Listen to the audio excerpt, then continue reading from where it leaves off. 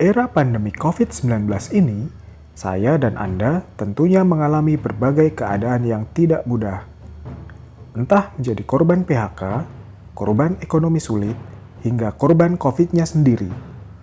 Saat ini, saya ingin mengajak Anda, kita semua untuk bersama-sama memperbaiki keadaan yang tidak menguntungkan ini.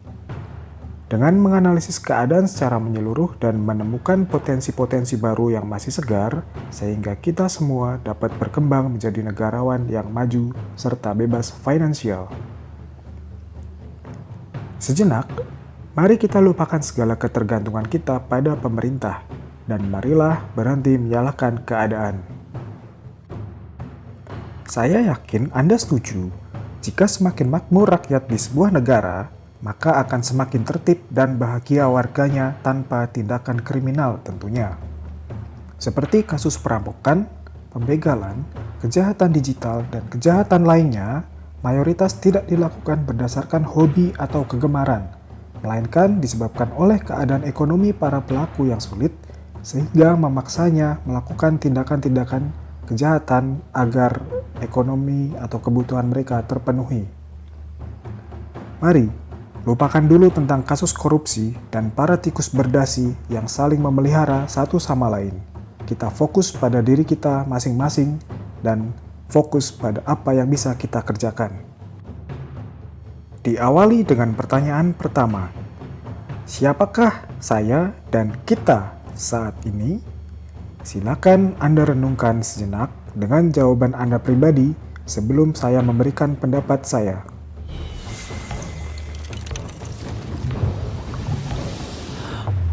Sudah? Mungkin Anda bingung apa jawabannya. Maka dari itu, selamat.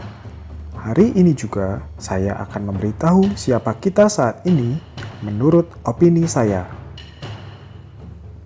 Masing-masing dari kita tentu memiliki nama yang berbeda. Setuju ya? Coba sebut nama Anda secara lengkap dalam hati Anda. Misalnya, nama saya Lionel Paijo.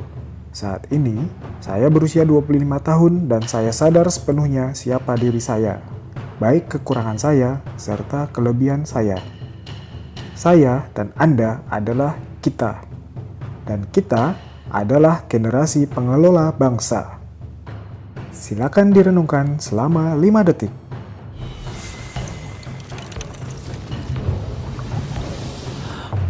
Selamat. Anda telah sadar sepenuhnya tentang siapa diri Anda dan siapa kita dalam kehidupan bernegara. Silakan bulatkan tekad dan lakukan hal ini dalam hati setiap hari, paling tidak 2 kali sehari pada saat sedang menggosok gigi atau saat sedang melakukan rutinitas lain yang cukup santai. Mari kita lanjut ke pertanyaan kedua. Apakah tujuan hidup saya dan siapa yang sedang saya perjuangkan? Silakan Anda jawab dalam waktu 3 detik.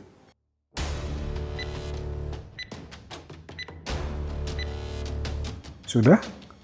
Jika 3 detik tersebut cukup untuk menjawab kedua pertanyaan itu, maka saat ini Anda sudah memiliki kesadaran tujuan hidup secara penuh. Dan saya akan membahas tujuan hidup kita secara umum. Tentunya sebagai umat manusia beragama dan bernegara. Tujuan akhir dari umat beragama adalah mencapai surga bersama dengan orang yang kita sayangi, harapannya. Menemukan guru spiritual yang tepat akan membantu Anda dalam perjalanan menuju tujuan akhir tersebut. Dalam hal ini, saya tidak ingin berbicara banyak karena sangat sensitif dan saya percaya Anda akan menemukan guru yang tepat. Berbeda dengan tujuan hidup kita untuk bernegara. Orang bilang, dengan memakai produk lokal dan membeli produk lokal saja, kita sudah nasionalis. Apa benar begitu? Tikus berdasi banyak yang memakai baju batik dan tinggal di rumah tradisional loh. Hehehe, ya wis lah.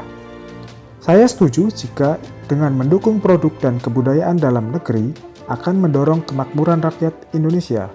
Namun, masih belum dapat dikatakan nasionalis sepenuhnya.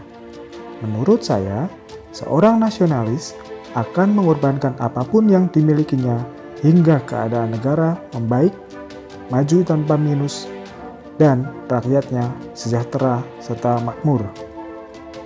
Jika Anda adalah seorang pejabat yang kebetulan mendengarkan saya, maka saya mengajak Anda untuk mendorong daerah Anda secara maksimal. Jadikan daerah Anda pelopor suatu kemajuan. Lupakan dulu soal kekayaan pribadi, karena semakin rakyat makmur dan kaya, maka semakin terangkat pula Anda oleh rakyat dengan cara yang benar.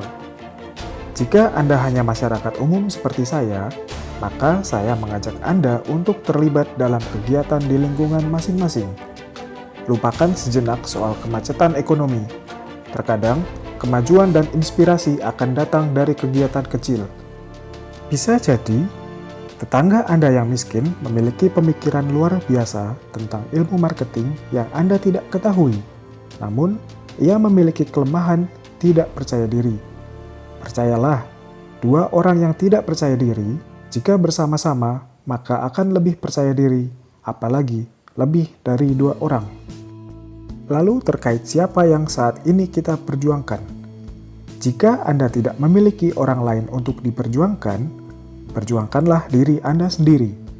Milikilah teman yang banyak. Cobalah membuka usaha atau memiliki pekerjaan jika Anda seorang pengangguran. Kemudian, dengan uang yang Anda dapatkan dari usaha Anda, cobalah membeli sebuah barang yang Anda butuhkan, seperti sandal, sepatu, celana, baju, dan jaket. Tidak perlu over, cukup perbarui diri Anda. Setelah itu, cobalah membelikan saudara atau teman Anda hal-hal yang mereka sukai, atau bahkan apa yang mereka butuhkan. Berikan sesuai kemampuan Anda dengan ikhlas. Semakin sering kita memberi, maka semakin kita memiliki seseorang yang harus kita perjuangkan. Hal tersebut tidak semata-mata melatih sisi baik kita, namun juga menajamkan langkah kita dalam mencapai dua tujuan utama hidup kita, seperti yang sudah kita bahas tadi. Lanjut ke pertanyaan ketiga atau yang terakhir. Apakah Anda sudah siap maju dan berkembang untuk diri Anda sendiri, lingkungan, dan pengelola bangsa berikutnya? Jika Anda sudah siap, silakan subscribe dan ikuti saya di setiap episode yang akan datang. Di episode-episode berikutnya, kita akan membahas rencana-rencana sederhana yang dapat kita lakukan untuk kemajuan Negara Kesatuan Republik Indonesia. Jangan lupa komen dan share ke teman-teman Anda ya. Sampai jumpa di episode selanjutnya. Salam maju tak gentar, walau tak dibayar.